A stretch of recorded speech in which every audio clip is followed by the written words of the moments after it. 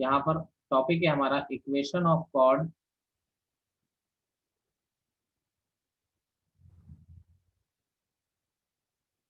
Bisected at a given point.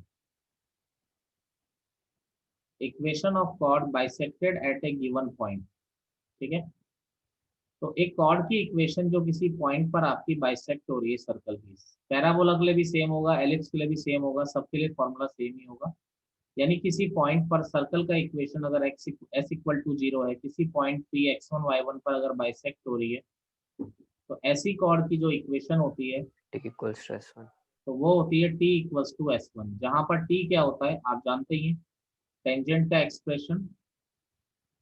यानी अगर general form में है सर्कल तो आपका हो जाता है x x one plus Y Y one minus plus जी x plus x one plus F Y plus Y one plus c.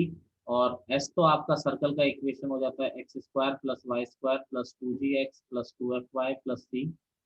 और एस वन हो जाता है आपका जो पॉइंट को रखने पर जो वैल्यू आती है x one square plus Y one square plus two g x one plus two f y one plus C.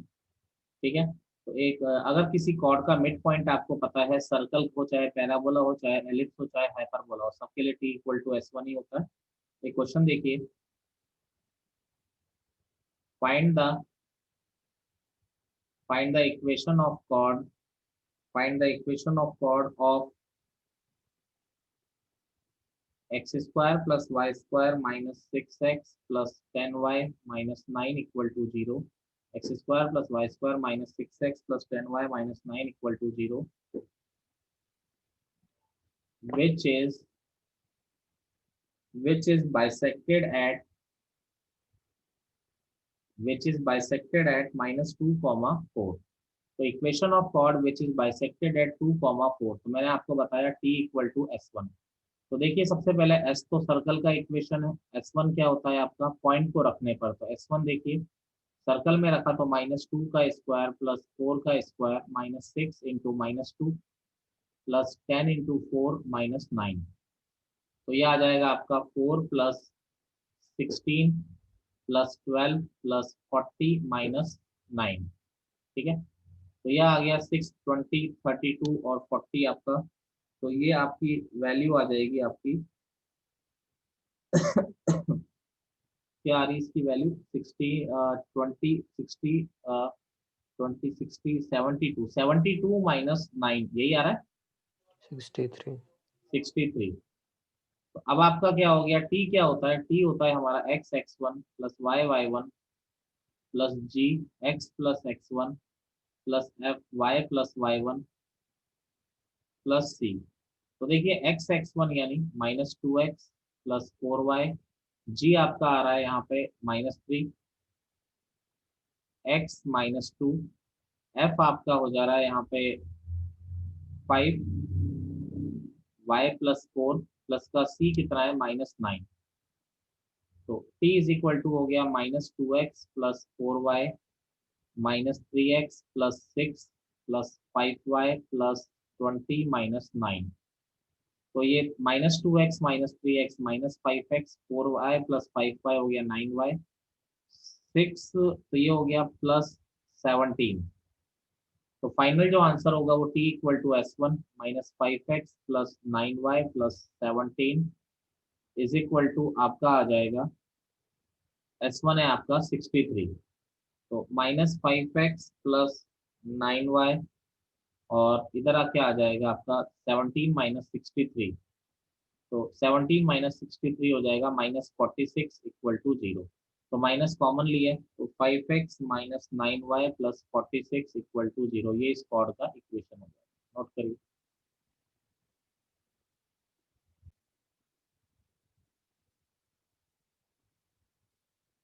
Through a fix point H के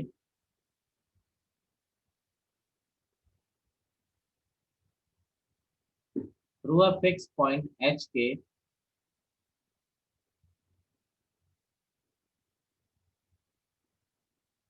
secants are drawn to the circle. Secants are drawn to the circle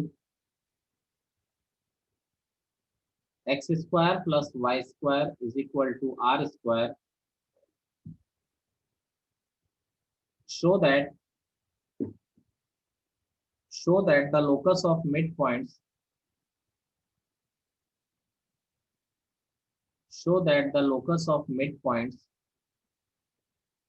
of the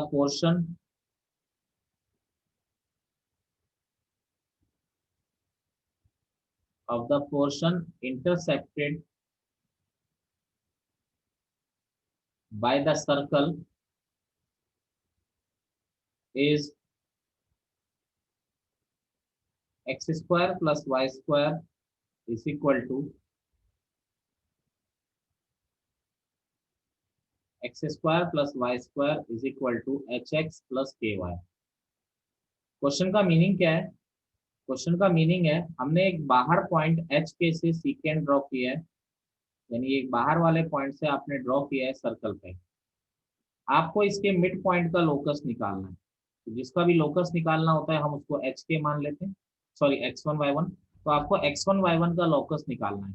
अब देखिए circle आपको दे रखा है x square plus y square is equal to r square, आपको circle दे रखा है। तो देखिए इस कॉर्ड की इक्वेशन में निकाल सकता हूँ, आपको लोकस x1 y1 का निकालना है। तो इक्वेशन ऑफ कॉर्ड जिसका मिडिल पॉइंट x1 y1 है क्या होता है, t इक्वल टू s1। अब circle x square plus y square equal to r square है, तो t इज इक्वल टू क्या हो जाएगा, x1 plus y1 minus r square. और s1 क्या होता है, x1 y1 को इसमें रखा तो x1 square plus y1 square minus r square, r square से आर स्क्वायर कैंसिल हो गया, तो x1 plus y1 is equal to x1 square plus y1 square. ये आपका इस कॉर्ड का इक्वेशन आ गया। लेकिन आपको ये बोला गया ये कॉर्ड किससे पास कर रही है, ये भी गिवन है, ये पास कर रही है एच के से, तो इसका मतलब एच के इसको सेटिस्फाई करेगा। सेटिस्फाई करने का मतलब एक्स के प्लेस पे एच, वाई के प्लेस पे आप के रख सकते हैं। तो एक्स के प्लेस पे रखा तो एच x1 प्लस के y1 is equal to x1 square plus y1 square. तो देखिए अब आपका लोकस क्या हो गया, लोकस के लिए क्या करते हैं x1 को सर x1 y1 पे नहीं हम लिखेंगे ये h के। बेटा कोई कर्व क्वेश्चन अगर में किसी नहीं पॉइंट से पास करता है तो आप xy की जगह रखते हैं ना वो वैल्यू। ओके ठीक है सर। तो लोकस क्या हो जाएगा, x1 को x में चेंज कर दिया और y1 को y में चेंज कर दिया, तो क्या आ गया hx प्लस ky।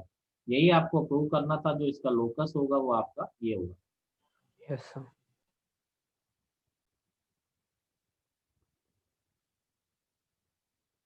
अगला टॉपिक है हमारा पोजीशन ऑफ टू सर्कल्स।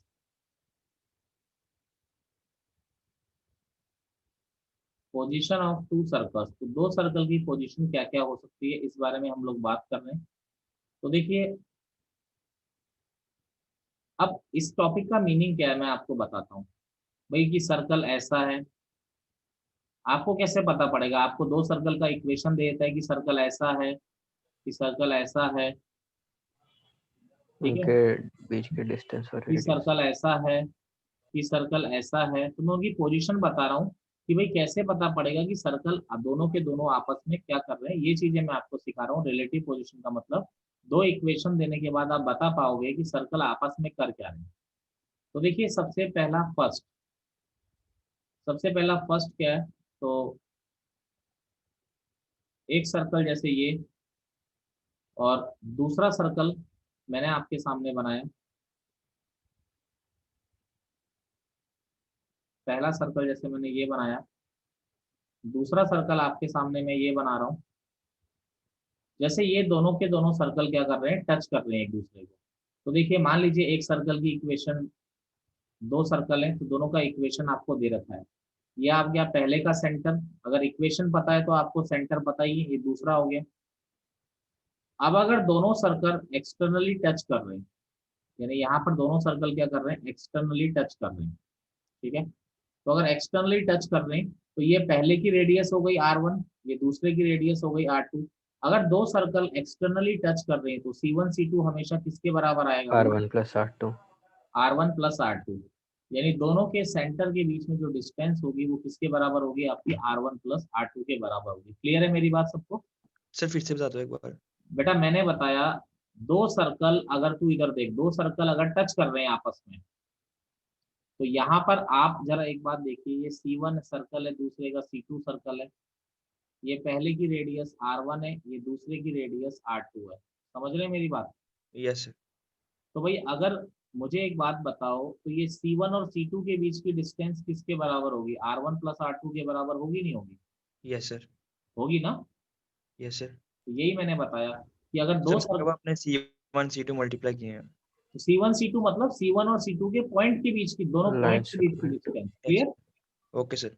अब देखिए ये हो गया। अब दूसरी बात अगर मैं इसमें बात करता हूँ कि अगर मुझसे कोई बात करता है, कभी कभी क्वेश्चन में क्या बोलता है कि दो सर्कल दे देता है और आपसे बोलता है कि इनके बीच में आपका कि कॉमन क्या कहते हैं, इनके बीच में Common chord. कितनी कॉमन, निरंजन बोलो मत, इनके बीच में कितनी कॉमन टेंजेंट आप ड्रॉ कर सकते हो। तो देखिए कॉमन टेंजेंट मतलब ऐसी टेंजेंट जो दोनों सर्कल को टच कर रही है। Yes तो sir. यहाँ पर ऐसी टेंजेंट जो दोनों सर्कल को टच कर रही है, तो एक तो इसमें कितनी ड्रॉ कर सकते हो आप? दो। और एक टेंजेंट ऐसी भी तो हो सकती है। Yes sir. Yes sir. तो इस केस में जो टोटल कॉमन टेंजेंट होंगी, यानी टोटल जो कॉमन टेंजेंट आप ड्रॉ कर सकते हो, कितनी कॉमन टेंजेंट ड्रॉ कर सकते हो आप? तीन कॉमन 3. टेंजेंट ड्रॉ कर सकते हो। क्लियर? Yes sir. Yes, ये sir. ये जो टेंजेंट होती है, ये वाली जो टेंजेंट होती है, इनका नाम होता है डायरेक्ट कॉमन टेंजेंट। Yes इनका sir. इनका नाम होता है डायरेक्ट कॉमन टेंजेंट। और ये जो बीच वाली कॉमन टेंजेंट होती है, इसका नाम होता है ट्रांसवर्स कॉमन टेंजेंट। इसका नाम होता है ट्रांसवर्स कॉमन टेंजेंट। इनको निकालना सिखाऊंगा। तो पहली पोजीशन ये बन गई। अब देखिए दूसरी पोजीशन अगर मैं आपके सामने बनाता हूँ कि अगर मान लीजिए कि दो सर्कल इस तरह से हैं, कि दो सर्कल आपके इस तरह से हैं, ना तो टच कर रहे हैं ना ही क्या कर रहे हैं, कट कर रहे हैं आपस में। तो देखिए इनका, मान लीजिए अब इक्वेशन दिया जाएगा तो सेंटर में आराम से निकाल सकता हूँ दोनों सर्कल के, रेडियस भी मैं आराम से निकाल सकता हूँ। तो ये हो गया पहले सर्कल की रेडियस R1, ये हो गया दूसरे सर्कल की रेडियस R2। तो अब देखिए यहाँ पर ये C1 है, ये C2 है, ये R1 है, ये R2 है। तो यहाँ पर आप देखिए क्या दोनों सेंटर के बीच में डिस्टेंस आपकी R1 प्लस R2 से ज्यादा होगी? नो नहीं? सर, यस ज्यादा होगा। Yes sir. तो यानी कि अगर दोनों सेंटर के बीच में distance C1 C2 is greater than R1 plus R2 आ जाए, तो इसका मतलब जो दोनों सर्कल हैं वो ना टच कर रहे हैं ना इंटरसेक्ट कर रहे हैं। ठीक है? तो अब इनके बीच में कॉमन टेंजेंट की मैं बात करूं, तो इनके बीच में कितनी 4. कितनी कॉमन टेंजेंट हम लोग ड्रॉ कर सकते हैं? अगर हम बना के देखते हैं यहाँ पे, तो इनके बीच में हम टोटल यहाँ पर 4 कॉमन टेंजेंट ड्रॉ कर सकते हैं। ठीक है? तो जो कॉमन टेंजेंट आप ड्रॉ कर सकते हो, वो टोटल कॉमन टेंजेंट आप यहाँ पर 4 कॉमन टेंजेंट आप ड्रॉ कर तो सकते कैसे? दो बीच से. हो। देखिए समझ रहे हैं? Yes. Yes sir. इनके बीच में जो टोटल कॉमन टेंजेंट आप ड्रॉ कर सकते हैं, 4 कॉमन टेंजेंट ड्रॉ कर सकते हैं। अगेन इन दोनों का नाम आपका डायरेक्ट कॉमन टेंजेंट होता है। नाम ना भी याद हो कोई फर्क नहीं पड़ता इतना, डायरेक्ट कॉमन टेंजेंट है। और इन वाली ना टेंजेंट का नाम होता है आपका ट्रांसवर्स कॉमन टेंजेंट। इनका नाम होता है ट्रांसवर्स कॉमन टेंजेंट। ठीक है? अब देखिए तीसरी पोजीशन क्या आती है। तीसरी पोजीशन अगर मैं आपके सामने बनाता हूँ, तो तीसरी पोजीशन हमारी होती है, समझते रहो, नोट एक साथ कर लेना। तीसरी पोजीशन होती है कि अगर अगर दोनों सर्कल इस तरह से हो कि दोनों सर्कल आपस में इंटरसेक्ट कर रहे हैं। अब अगर दोनों सर्कल आपस में इंटरसेक्ट कर रहे हैं, तो देखिए इनकी कहानी क्या होती है। ये इस तरह से चल रहा है इस। अब देखिए पहले सर्कल की रेडियस जो हो गई है R1 यहाँ से यहाँ तक है, दूसरे सर्कल की जो रेडियस है वो R2 यहाँ से यहाँ तक है। तो यहाँ पर C1 C2 क्या Less होगा? than. कम होगा। और R1 प्लस R2 क्या होगा? ज्यादा होगा। ज़्यादा. यस अब इसमें अगर मैं कॉमन टेंजेंट की बात करूं, तो टोटल कितनी कॉमन टेंजेंट ड्रॉ की जा 2. सकती है? 2। तो यहाँ पर जो टोटल कॉमन टेंजेंट आप ड्रॉ कर सकते हो, टोटल कॉमन टेंजेंट जो है आपकी, आप 2 कॉमन टेंजेंट यहाँ पर आप ड्रॉ कर सकते हो। चलिए चलिए नोट कर लो इतना, फिर बात करते सर ये इसमें दोनों ही डायरेक्टिंग हो। देखिए अगला क्या है हमारा, ये 3 पोजीशंस मैंने आपको बता दी। अगला क्या आता है, चौथी पोजीशन। चौथी पोजीशन आती है कि सर्कल इस तरह से बन रहा हो आपका,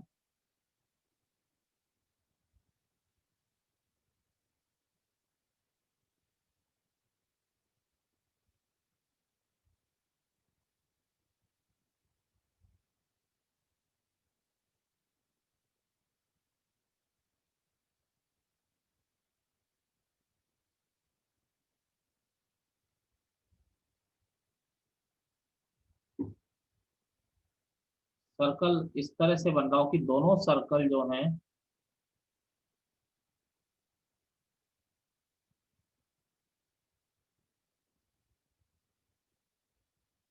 चलो वैसे ही बना लो।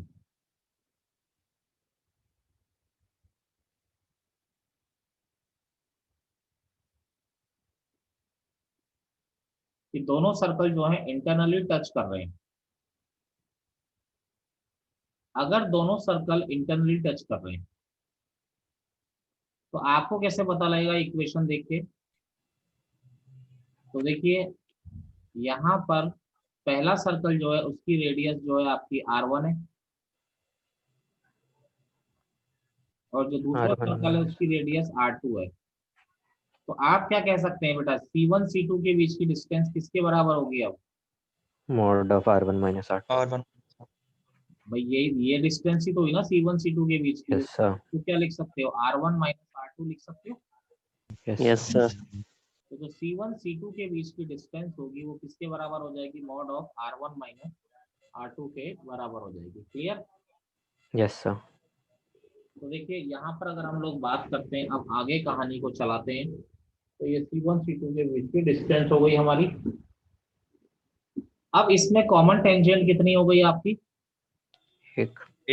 एक इस केस में कॉमन टेंजेंट ओनली 1 है। अब इसके बाद देखिए जो चौथा केस है, सॉरी पांचवा केस है, लास्ट केस। सर ये इंटरनली सर्कल पर बस एक ही पॉइंट पे टच करेगा ना? हाँ एक ही कॉमन टेंजेंट बना सकते हो इसको। अब देखिए दूसरा सर्कल अगर कुछ ऐसा, कॉमन टेंजेंट का नाम क्या होगा? कुछ नाम नहीं है इसका, कॉमन टेंजेंट नाम है बस, बाकी ऐसा कोई स्पेशल नाम नहीं। अगला देखिए, आपसे कभी वो ये थोड़ी बोलेगा क्वेश्चन में कि भाई ट्रांसवर्स कॉमन टेंजेंट निकालो, या वो आपसे बोलेगा भाई कॉमन टेंजेंट निकालो। अब आपको देखना है कि सर्कल की पोजीशन क्या है, कि 4 कॉमन टेंजेंट है कि 3 है कि 2 है कि है ही नहीं। ठीक है, इस केस में कॉमन टेंजेंट कितनी हो गई आपकी, 0। 0. अब यहाँ पर देखिए ये C1 है, ये C2 है। अब हमें कैसे पता लगेगा इसको देख के कि सर्कल क्या कर रहे हैं? तो देखो ये R1 है और ये R2 है। तो इस केस में क्या होता है, C1 C2 जो होता है छोटा होता है R1 माइनस R2 से। आप ट्राई करके देख भी सकते हैं फिगर से, C1 C2 is less than mod R1 minus R2। Mod क्यों लगा रहा हूँ मुझे नहीं पता, R1 बड़ा है कि R2 पता है बड़ा है। ठीक है, Yes sir. अभी थोड़ी देर पहले मैंने कंडीशन बताई थी, if two circles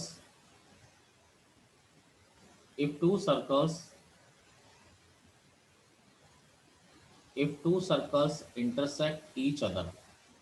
अभी मैंने आपको एक कंडीशन बताई थी कि दो सर्कल अगर एक दूसरे को इंटरसेक्ट कर रहे हैं, तो मैंने कंडीशंस आपको बताई थी जो वो ये थी, ये C1 है और ये क्या है आपका C2 है।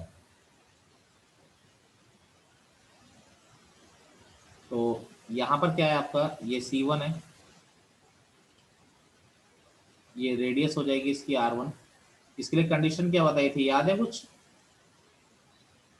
Yes sir. C1 C2 जो है इस बिटवीन सर बिटवीन देखिए होगा उस C1 C2 जो है ये कंडीशन बताई थी R1 प्लस and R2 से greater छोटा than होगा, और mod mod of R1 R1 minus minus R2 से हमेशा क्या होगा, बड़ा होगा। बड़ा.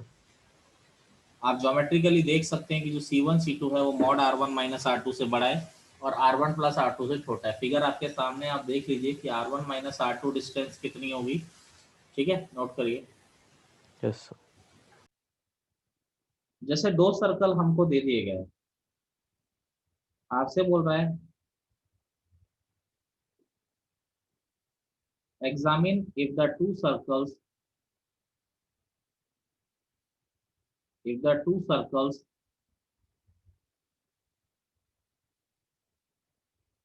x square plus y square minus 2x minus 4y is equal to 0 and x square plus y square minus 8y minus 4 equal to 0. X square plus y square minus 2x minus 4y equal to 0 and x square plus y square minus 8y minus 4 equal to 0. Touch each other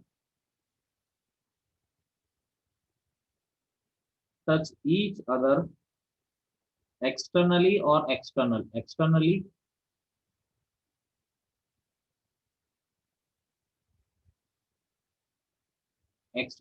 और internally. तो देखिए जो दो circle हैं, पहला circle है x square plus y square minus 2x minus 4y equal to 0।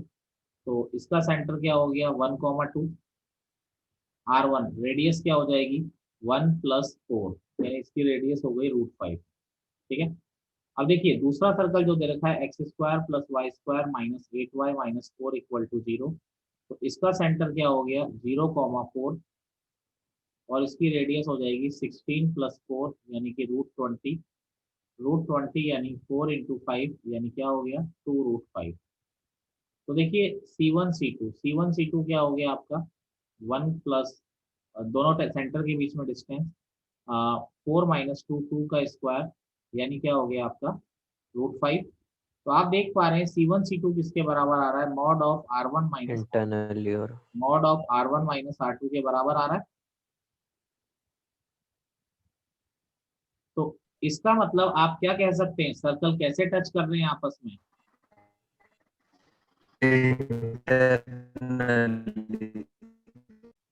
Next problem है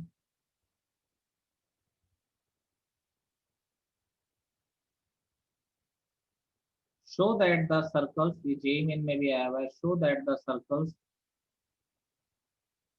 x square plus y square plus 2ax plus c square equal to 0 and x square plus y square plus 2by plus c square equal to 0. X square plus y square plus 2ax plus c square equal to 0 and x square plus y square plus 2by plus c square equal to 0. Touch each other if 1 upon a square plus 1 upon b square is equal to 1 upon c square। तो देखिए इसने ये नहीं बोला internally या externally, तो हम दोनों लेके चलते हैं। ये ऑप्शन में दे रखा था JEE में, तो मैंने बता दिया ये शो करना है करके। तो x square plus y square plus 2ax plus c square equal to 0। तो यहाँ पर इसका जो सेंटर है वो क्या हो गया -a,0 और इसकी जो रेडियस हो गई वो √a स्क्वायर माइनस c। मुझे लगता है सेंटर रेडियस निकालने में तो अब किसी को दिक्कत नहीं आती होगी। No sir. ठीक है ना, इसका जो सेंटर हो जाएगा वो हो जाएगा 0, -b और रेडियस जो हो जाएगी √b square minus c square है, सॉरी ये c स्क्वायर दे रखा है। तो ठीक है, तो देखिए अगर ये दोनों मुझे नहीं पता एक्सटर्नली टच कर रहे हैं या इंटरनली, मैं दोनों ही केस लेके चल रहा हूँ mod of R1 plus minus R2। ठीक है, तो C1 C2 दोनों सेंटर के बीच में डिस्टेंस क्या हो जाएगी, डिस्टेंस फॉर्मूले से हमने निकाला √a square plus b square और R1 क्या है √a square minus c plus minus R2 क्या है √b स्क्वायर माइनस c। तो इसको सिंप्लीफाई करने के लिए √ हटाएंगे, तो हमने स्क्वायरिंग बोथ साइड, तो दोनों साइड स्क्वायर किया sir a square minus c square है। यस यस, एक्चुअली ना मैं जब पढ़ता था वो एक क्वेश्चन था उसमें a स्क्वायर माइनस c था, तो मुझे आज तक ध्यान है, इसलिए वो बार बार नहीं मिस्टेक। तो दोनों साइड स्क्वायर किया, तो मैंने इतना उसमें प्रैक्टिस किया था कि मुझे आज तक वो ध्यान में आता है। सर हाँ जी सर इसमें मोड कैसे हटा दिया हमने। बेटा मॉड का स्क्वायर है तो स्क्वायर लगाओगे तो मॉड की क्या जरूरत है। ठीक है सर। ऐसे में भी सर √ है वो। चलिए अब देखिए यहाँ पर a प्लस b का स्क्वायर, तो a स्क्वायर करेंगे तो प्लस b स्क्वायर करेंगे माइनस प्लस माइनस 2ab, तो ये plus minus 2 under root a square minus c square B square minus c square, a square B square cancel हो गया, ये minus c square minus c square minus 2c square इधर जाएगा तो क्या हो गया plus 2c square plus minus 2 under root a square minus c square और ये B square minus c square, तो ये 2 से 2 कैंसिल हो गया, फिर अंडर रूट हटाना पड़ेगा तो दोनों साइड स्क्वायर किया तो c की power 4 is equal to a square minus c square into b square minus c square, तो मल्टीप्लाई किया तो a square B square minus a square c square minus b square c square plus c की power 4, सी की power 4 से सी की power 4 cancel हो गया, ये इधर गया तो a square B square plus b square c square is equal to a square B square, a square sir a square c square है उस तरफ जो, एक सेकंड रुकिएगा जरा, सर लेफ्ट तरफ है। कुछ मिस्टेक मल्टीप्लाई में तो नहीं हुई, ए square B square minus a square c square minus b square C sir लिखा था, लिखा नहीं है? नो सर आपने वो लिखा गलत था, ये जो स्टेप अपने अभी मिटाया। अच्छा अच्छा, A square B square is equal to, बाकी को सी स्क्वायर वाले टर्म को इधर ले आते हैं, तो a square c square plus b square c square is equal to a square B square, यहाँ से सी स्क्वायर कॉमन ले लिया, a square plus b square ये आ रहा है, सी स्क्वायर को इधर ले गए और ए स्क्वायर बी स्क्वायर को इधर ले आए, तो क्या हो गया, ये सेपरेट किया तो a square upon a square B square plus का b square upon a square B square equal to 1 upon c square, separate किया 1 upon a square plus 1 upon b square is equal to 1 upon c square, यही आपका answer. देखिए question है find the number of, जैसे मैं एक question बोल रहा हूँ, फाइंड द